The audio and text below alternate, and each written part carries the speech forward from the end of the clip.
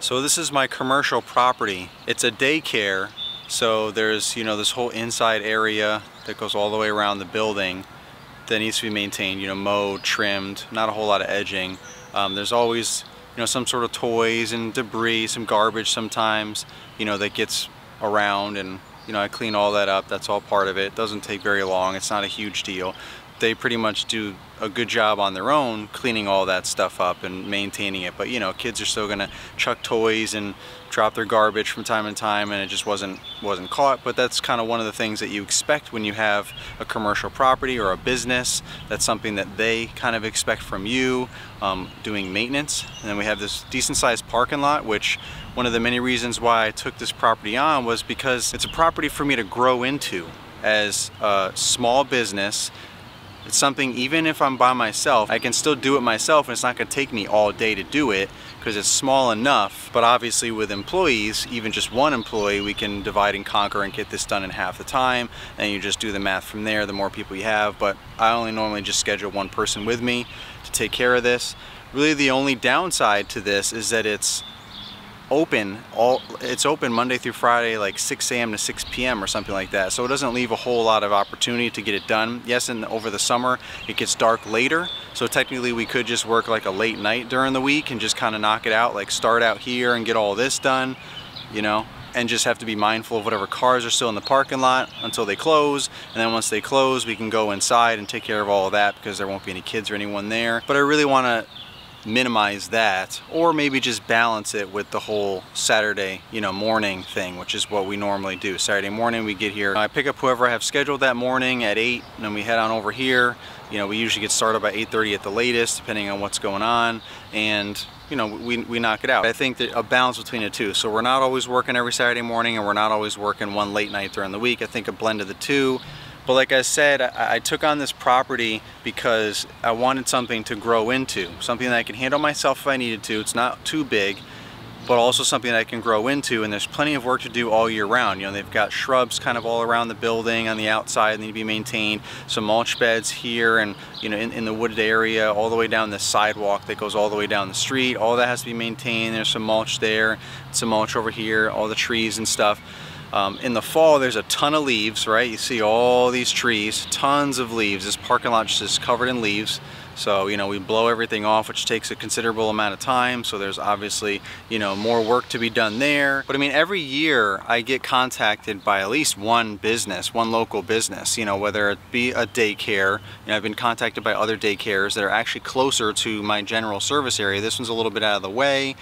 But again, I took it for specific reasons to grow into. If I want to get into snow management eventually, which they asked me this previous winter when we had our one threat of snow potentially falling and accumulating, you know, they asked me if I would take care of it, if I did that, and I said no, not at this time, but something I would like to get into. But I gave them a referral in case it did snow for someone that said they could come, a friend of mine locally that could come and knock this parking lot out, because it's really not all that big, you see.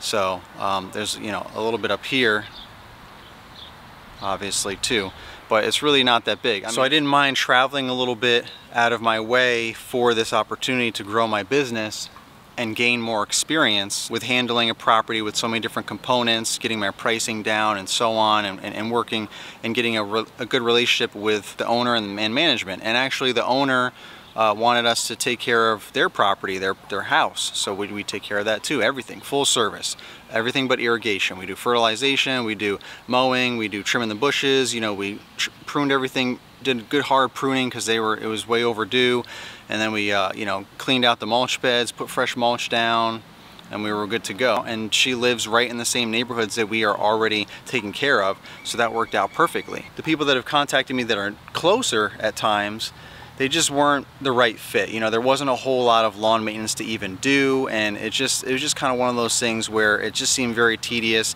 and it just didn't seem like it was going to work out. The pricing wasn't going to be right, and you know, I just didn't get a good feel. So I mean, it's just like your residential customers. You want to make sure you can have a good feeling, get a good vibe. You know, you want to have a good relationship with them, as well as you want to enjoy taking care of their property. I mean, you know, if you can't stand taking care of, you know, nothing but weeds and rocks and dirt every couple of weeks, if that's not your business model or something that you want to deal with, then you probably need to avoid those customers, you know, just as one example.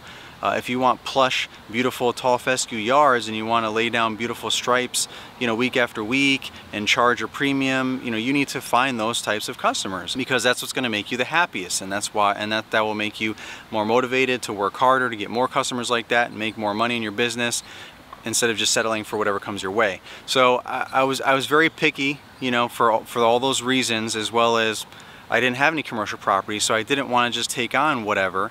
I did bid some commercial properties that were like okay, not as good as this opportunity, but they were okay, and you know, they just didn't like the pricing, because again, that's another downfall for businesses, is a lot of times they're always looking for the lowest bidder. And I really just think that this is a good opportunity for me. I mean, who knows what's going to happen next year, right? I say all this, and next year they could find someone cheaper also, you know, and kick me to the curb like is traditional with a lot of businesses. But I feel like I have a better shot with this business, because now I take care of the owner's personal property, her own residence, and we do a great job, and she says what a great job we do in addition to this. So I feel like that relationship is a lot stronger. So unless, you know, I raise my prices to a ridiculous amount, you know, over time or whatever, and you know, or they just meet hard times maybe with their business, it's just they're not making as much anymore for one reason or another, that I feel like that would be, you know, I feel like they would not be trying to quickly look for the next cheapest person, because we're building up that relationship and we have the quality of work, and they're happy with everything that we're doing here. So that's what it's all about.